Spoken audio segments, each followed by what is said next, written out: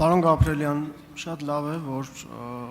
նաև խոստովանում եք, որ շփումներ ունեք նախկինների հետ, նախկին պաշտոնյաների հետ։ Ձեր գործընկերներից մեկը առնվազն ձեր հետ շփում եմ։ Հարց էր բարձրացրել արժեհամակարգի մասով, հուսով եմ արժեհամակարգի մասով ձեր Հարց էր բարձրացրել նախկինների հետ շփման ու արժեհամակարգի մասով, հուսով եմ արժեհամակարգի մասով ձեր գործընկերների հետ որևէ տարաձայնություններ այս մասով չկան։ Ինչը վերաբերվում է խնդրին։ Դպրոցներ են փակվում Հայաստանի Հանրապետությունում 229 դպրոց փակվում է։ Մեր քարոզարշավի ընթացքում էլ մենք բազմաթիվ անգամներ մարդկանց կողմից բարձրացվել են հարցեր, որ դպրոցը մի փակեք գյուղի, որովհետև լավ գիտենք, այդ դպրոցների փակման պարագայում ինչպես գյուղերը կդատարկվեն ու հատկապես սահմանամերձ գյուղերը ինչ խնդրի առաջ կարող են կանգնել։ Դատարկվել գյուղերը, դա կբերի արդեն ազգային անվտանգության հարցի էլ նույնպես։ Ես ձեզ ուղիղ հարց եմ ուզում տալ, պատրաստ եք արդյոք սառեցնել այս գործողությունները, այս որոշումը, պատրաստ եք կանգնեցնել Հայաստանի Հանրապետությունում 229 դպրոցների փակման այս ծրագիրը, որը դուք անվանում եք դպրոցների օպտիմալացում կամ դպրոցների խոշորացում։ Պարոն Գևորգյան, խնդրեմ արձագանքի ժամանակ հղում անել ուժի մեջ մտած, որ նորմատիվ իրավական ակտով սահմանված 229 դպրոց փակվել է, որ փորձեմ այնպես պատասխանել, որ չստացվի, որ հեգնում կամ վիրավորում եմ ձեզ, էլի։ Ես չեմ տեսել այդ փաստաթուղթը, կարող է դուք էլի տենց երևակայական որևէ բան եք ստեղծել, հորինել, որ վայ սա փակվում է, ցույց կտա կամ մատնանշեք այդ որ իրավական ակտով է 229 պողակ լուծարվում, էլի խնդրում եմ ասել։ Ենթադրում եմ, դուք նկատի ունեք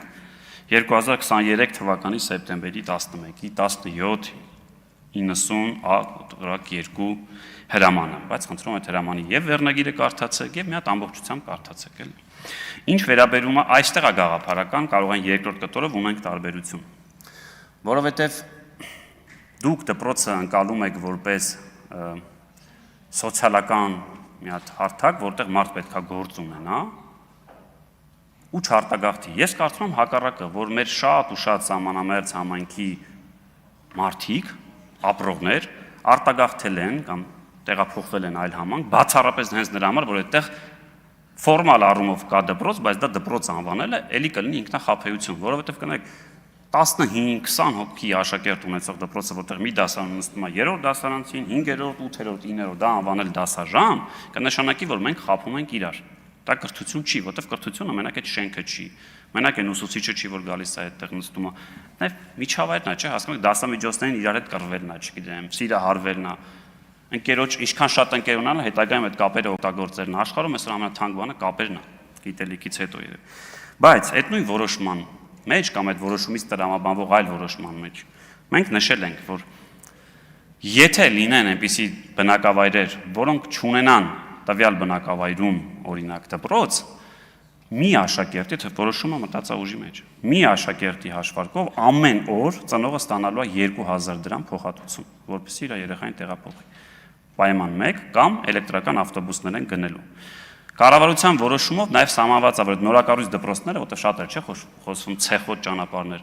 բոլոր նորակառույց դեպի տանող դպրոցները հիմնանորոգվելու են այդ ճանապարհները։ Ինչքան տեղյակ եմ, մրցույթը արդեն կայացել է, էլեկտրական ավտոբուսները գալու են, բայց այն բոլոր դեպքերում, երբ որ չլինի, 3 աշակերտ ունի ընտանիքը, ամեն օր 6000 դրամ այդ ընտանիքը փող է ստանալու, որպեսզի ապահովի իր երեխայի, ժողովուրդ, ասում են կողքի գյուղ,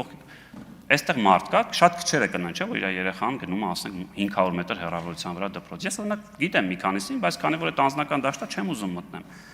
Վստահաբար ձեզ կարող եմ ասել, մեզանից շատերը իրանց երեխային առավոտը դպրոց տանելու համար շատ ավելի շատ ժամանակ ենք ծախսում, քան օրինակ ձեր ասած մի գյուղից մի գյուղ։ Ձեր գյուղը որտեղ որ դուք եք կողքի գյուղ տանելու համար մի 7-ից 8 րոպե է, չէ՞։ Արձագանք եք ասում։ Արձագանք։ Նախ ձեր առած ձևակերպումը, որ ձեզ համար դպրոցը կրթվելու վայր է։ Ու յուրաքանչյուր գյուղում ապրող աշակերտ ցանկանում է կրթություն ստանալ իր դպրոցում, իր գյուղում։ Դուք հոգեբանական պատկերացնում եք այդ աշակերտների վիճակը, երբ որ իրենց դպրոցը թողնելու են, գնան ուրիշ գյուղում դպրոց, ինչքան էլ դա սիրուն սարքած լինի, դա իր գյուղի դպրոցն է։ Դպրոցը կրթություն ստանա, չենք ասում սոցիալական մնացած բաները, Հարգելի գործընկերներ, լռեք։ բայց դպրոցը կրթություն ստանալու տեղ է։ Խնդրում եմ սա ֆիքսենք, որ չասեք ձեզ համար դա ինչ որ սոցիալական հարցեր լուծելու։ Այո, դա էլ է,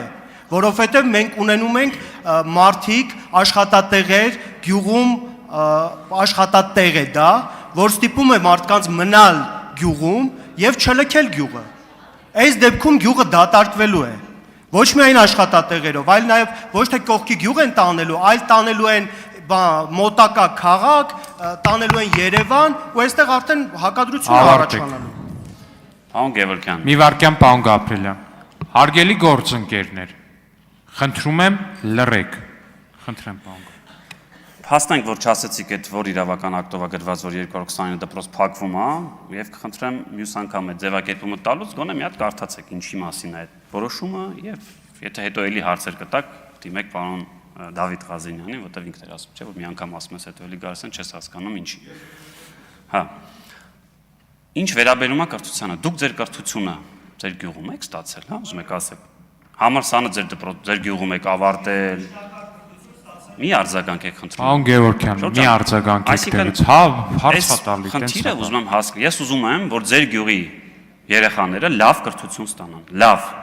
Դա կլինի ձեր կողքի գյուղում, թե հենց ձեր գյուղում կկառուցենք այդ կրթահամալիրը, մյուս գյուղերի բոլոր երեխաներին կապահովենք ժամանակակից պայմաններ, որ իրանք